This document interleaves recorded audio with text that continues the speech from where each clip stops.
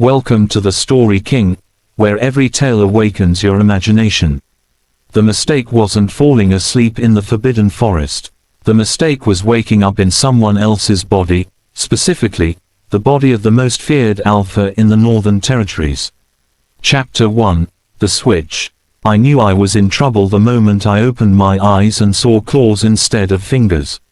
No, no, no, no, no.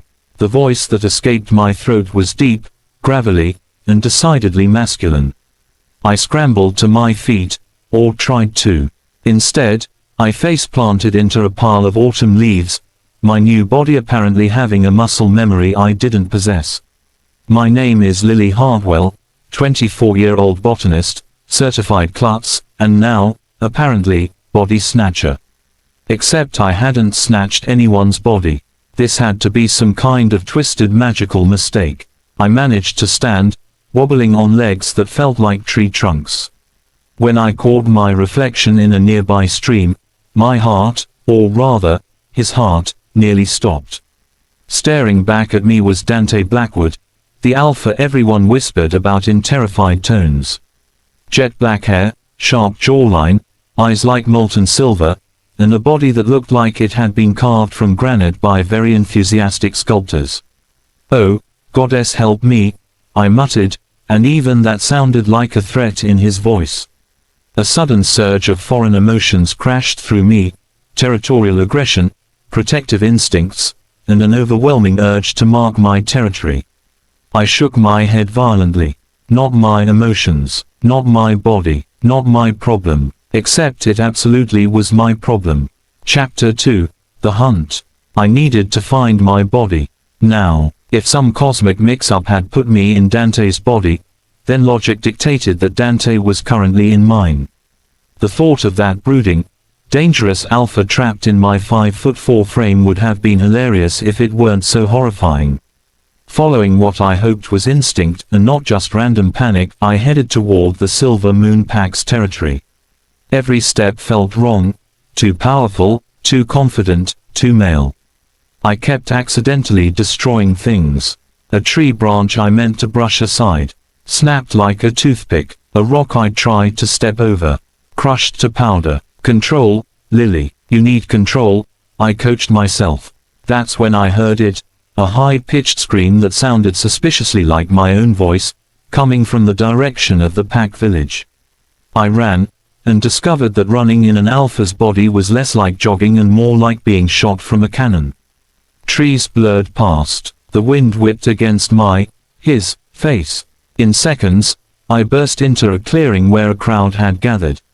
And there, in the center, surrounded by confused pack members, was my body.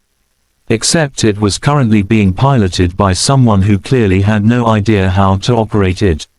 "Get away from me," my voice shrieked, but with an edge of command that had never existed in my actual vocabulary.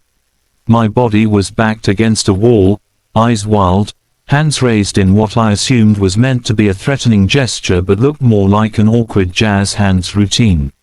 "Alpha Dante," an elderly pack member ventured cautiously. "Are you feeling well?" "I am not," my body started, then stopped abruptly as those familiar hazel eyes locked onto me. Or rather, onto Dante's body, which I was currently driving like a very expensive car I had no license for. Recognition flashed across my face, or Dante's consciousness behind my face, rather. This was getting confusing.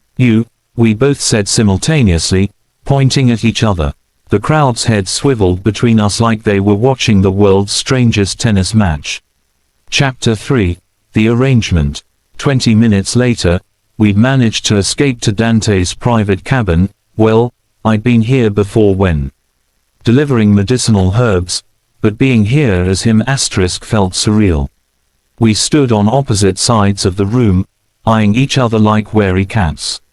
"Explain," Dante demanded in my voice, though the authoritative tone sounded bizarre coming from my usually soft-spoken vocal cords.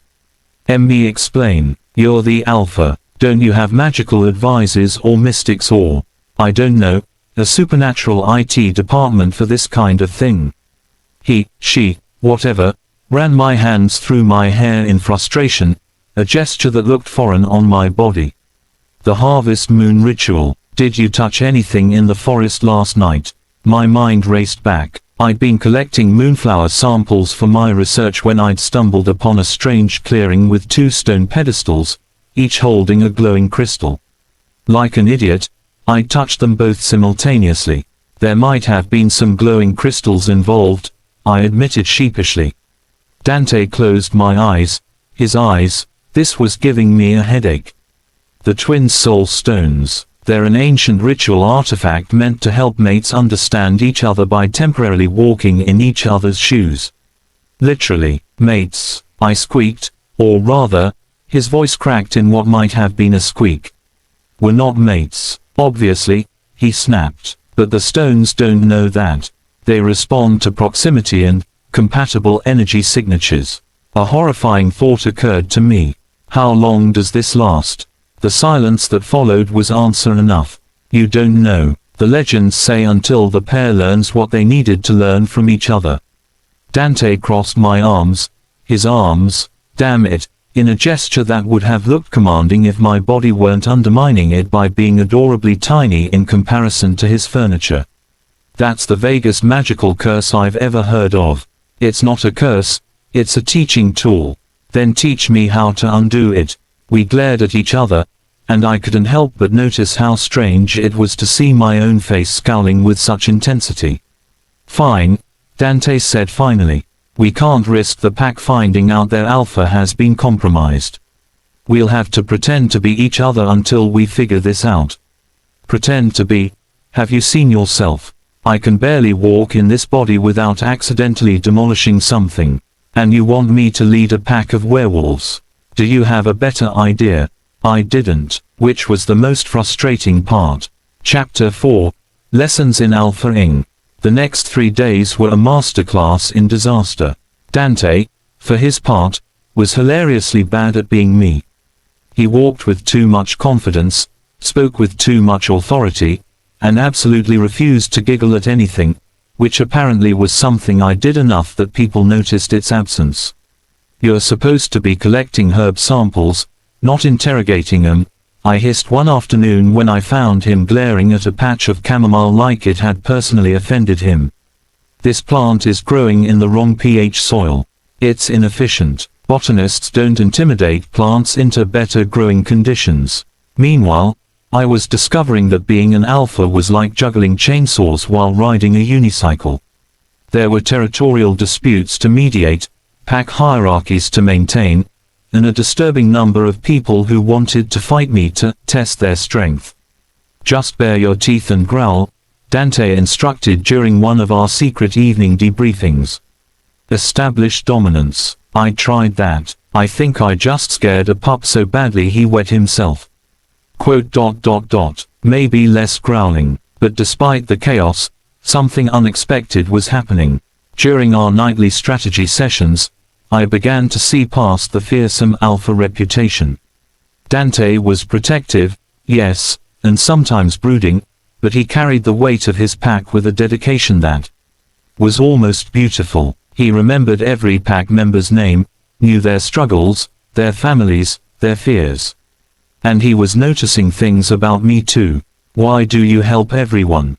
He asked one night, watching through my eyes as I, in his body, helped an elderly wolf carry groceries. Why wouldn't I? Most people don't. They think about themselves first. Maybe that's the problem with most people, I said softly. The look he gave me, through my own eyes, made something flutter in my chest. Or his chest. This was getting complicated in more ways than one. Chapter 5. The Reveal. By the end of the first week, we'd fallen into an odd rhythm. Dante taught me how to channel the alpha's instincts without letting them consume me. I taught him that kindness wasn't weakness, that sometimes the strongest thing you could do was admit you needed help. We were in his cabin, our cabin, I suppose, reviewing the day when it happened. You did well today, Dante said, and there was genuine warmth in the compliment. The way you handled the border dispute showed real leadership. I learned from the best, I replied, meaning it. Our eyes met across the room, and suddenly the air felt charged with something I couldn't name. He moved closer, in my body, which should have been weird, but somehow wasn't. I stayed rooted in place, in his body, feeling his heart race beneath my borrowed ribs. "Lily," he said softly, my name a caress in my own voice. "I've been thinking." "Don't," I whispered. "Don't say it." "Why not?" "Because this isn't real. Tomorrow we might wake up in our own bodies, and none of this will matter." "You think this only matters because of the switch?" His hand, my hand, reached up to touch my face, his face. The gesture was so tender it made my throat tight. "I've learned more about you in 1 week than I learned about anyone in years. You're brave, Lily, braver than half my warriors. You're kind without being weak. You're—" A brilliant flash of light cut through the room, blinding and warm. I felt a pulling sensation, like my soul was being yanked through a cosmic keyhole.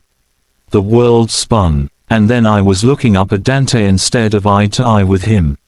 I patted myself frantically. Small hands, soft curves, my body. Oh, thank the goddess. But my relief died when I saw Dante's expression. He was staring at his hands, flexing his fingers, and the look on his face was complicated, relief mixed with something else. Loss, maybe. "Well," I said, trying to lighten the mood.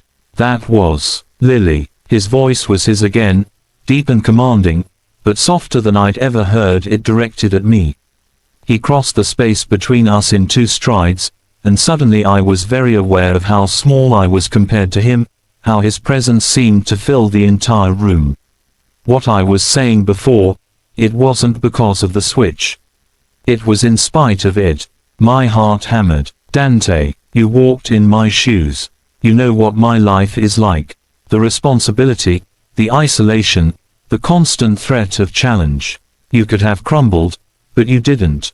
You brought something to my role that I'd lost, compassion, care, and He hesitated, vulnerability flickering across his features.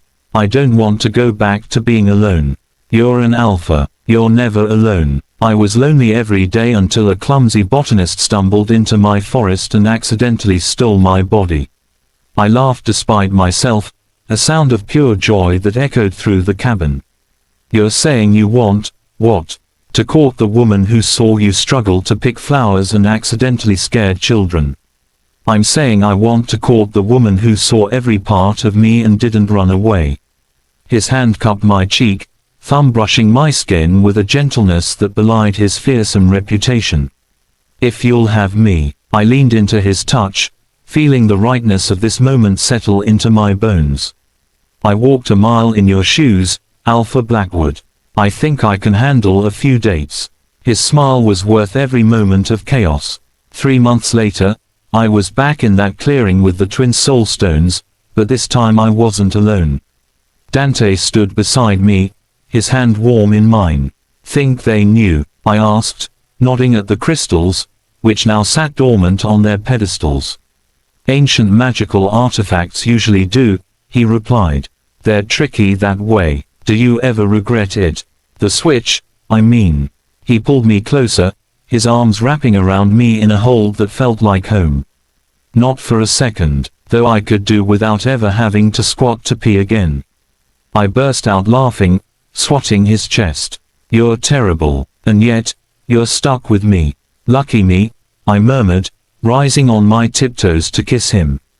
As we turned to leave the clearing, hand in hand, neither of us noticed the stones beginning to glow again, not with the bright light of transformation, but with a soft, contented pulse. In the distance, a young couple was heading toward the clearing, arguing about who should apologize first. The stones waited patiently. After all, sometimes the best way to understand someone is to walk in their shoes, even if those shoes have claws. But as we reached the forest edge, Dante suddenly froze, his body going rigid. His nostrils flared, and a low growl rumbled from his chest, the kind I'd learned meant serious danger. "What is it?" I whispered. His silver eyes met mine, glowing with an otherworldly light I'd never seen before. "The stones, they weren't just for mates, Lily. They were a test. His grip on my hand tightened almost painfully. And by passing it, we've just activated something that's been dormant for 1,000 years. Behind us, the twin soul stones erupted in a pillar of light that split the night sky. An ancient, powerful voice echoed through the forest, "The heirs have been chosen.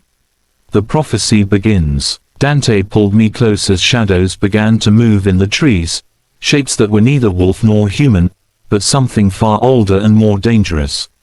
"What prophecy?" I breathed. His expression was grim, the one I've spent my entire life trying to prevent.